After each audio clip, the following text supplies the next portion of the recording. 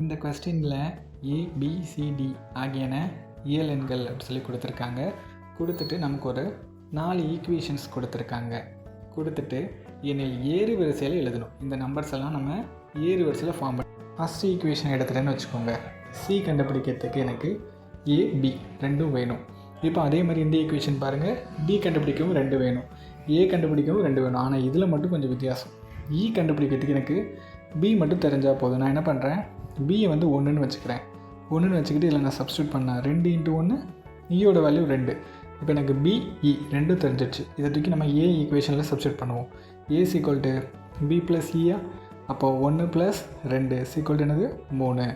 இப்போ அடுத்து இந்த சியோட ஈக்குவேஷனில் சப்ஸ்டியூட் பண்ணுறேன். C equal to A plus B, ஏயோட வேல்யூ 3 ப்ளஸ் பியோட வேல்யூ 1, அதையும் போட்டால் 4ன்னு வரும். இப்போ லாஸ்ட்டாக டியோட இதில் சப்ஸ்டியூட் பண்ணுவோம். D equal to B plus C, பியோட வேல்யூ என்னது 1, சியோட வேல்யூ 4, ரெண்டையும் கூட்டினா 5.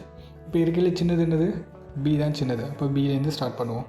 ரெண்டாவது சின்னது இ, அதுக்கப்புறம் சின்னது ஏ, ஏன்னா அதான 3, அதுக்கப்புறம் சின்னது சி. ஸோ அதை எழுதிக்கிறேன். லாஸ்ட்டாக பெருசு டி. இதான் என்னது, அதுக்கான ஏறு வரிசை.